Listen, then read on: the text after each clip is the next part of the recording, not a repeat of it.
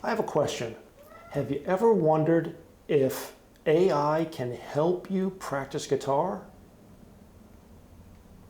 Yeah. Let me show you how. Coming up.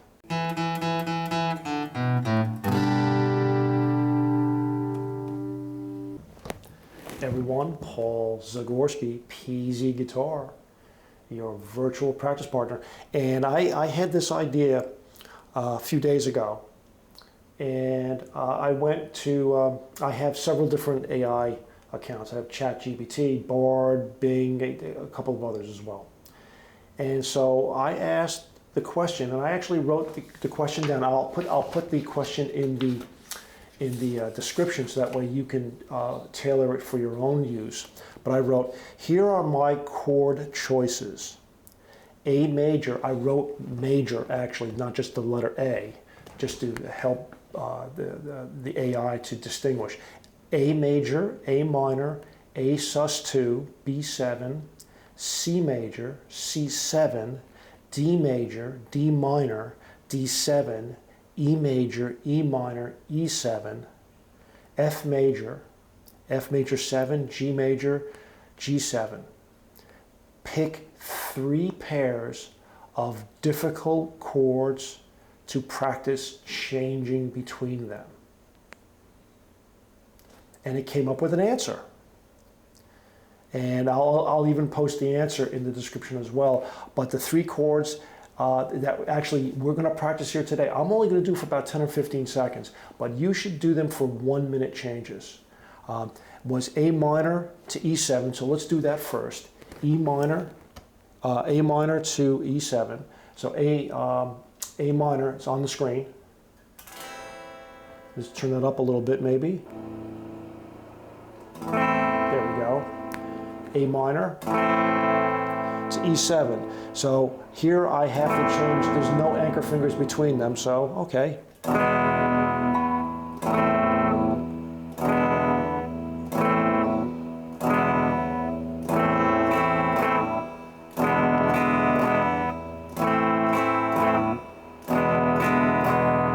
Okay, but you do your flavor of 1-minute changes between those 2 chords, whether you do single hits, or you do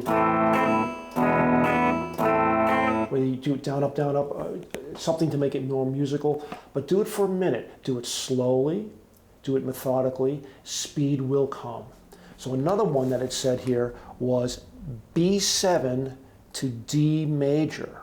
Okay, well that already is starting to be a little bit more difficult. Okay, so B7 for a beginner might be a difficult chord because of unintended muting of neighboring strings. Hey, I did it. So that's a B7 and D major. Now going back,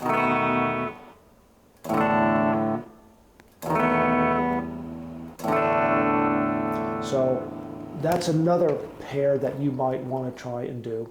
And now the last one it says here, FMajor 7 to G7. Okay. Now I prefer this FMajor 7, A string and D string, 3rd fret with a ring and pinky, then the G string, 2nd fret with your middle, and then index finger on the B string, 1st fret.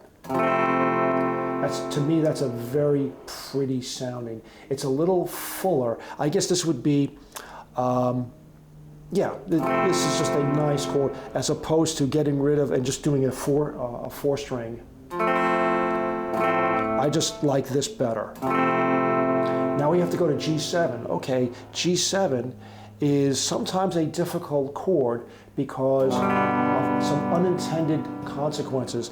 Like for example, when you do, because the stretch here between your pinky, between your index and your ring finger might be a little difficult, that sometimes your ring finger kind of slides away and it might get a little bit of a buzzing. So it's important to get your fingers close to the fret, and when you concentrate on getting it close to the fret, sometimes I neglect, and I would imagine that you two do, you two as well, that you don't press your index finger down as hard as you can do. So let's go back to our FMajor 7.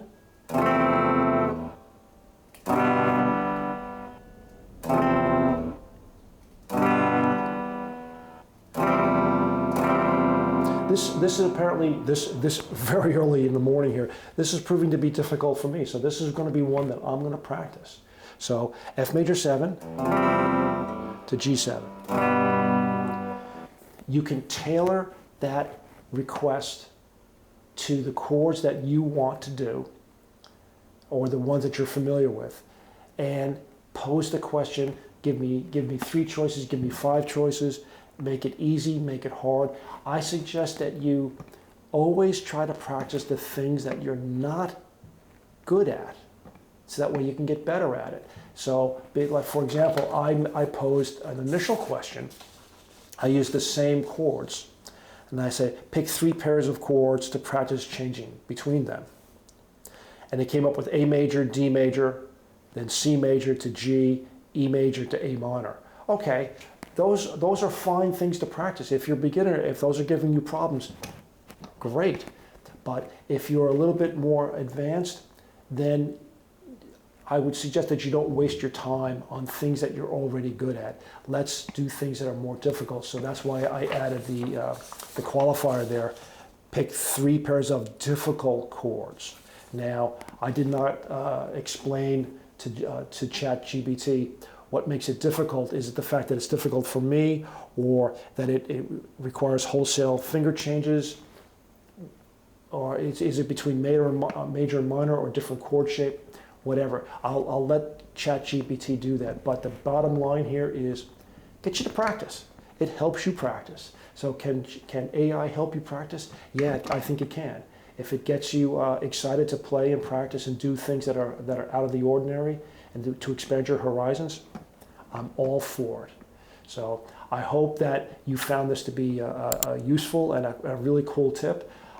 Give me some comments as to what things you ask ChatGPT or Bard or Bing or whatever your favorite AI is. And let me know what it does and helps you out, and what things that you pose. Because the quality of the answer you get is directly based on the quality of the question and the input you give it. So I gave it all the chords, not all the chords, but I gave it a good smattering of chords to pick from. And you could always regenerate the response and get different combinations. You can also do this with your own personal AI up here. And that is, I can list all the chords that I want to practice and all across the top, and go down and say, okay, this is going to be B7 to C minor, whatever it may be, and practice that. But to get into a structured routine is key, but AI can help you. I hope to see you soon. Come on back. I'm going to be posting again. I have some more ideas for AI as to things we can do. Let me know in the comments what things you come up with. Love to hear it. Hit the bell, hit the subscribe buttons, hit all those buttons that we always know about. And I'll see you soon. Hey everyone. Up here is going to be a video that you might want to watch next. Or down here could be a playlist that could be of interest. So I suggest that you either click here, or click both. It's up to you. But in either case, I'll see you soon.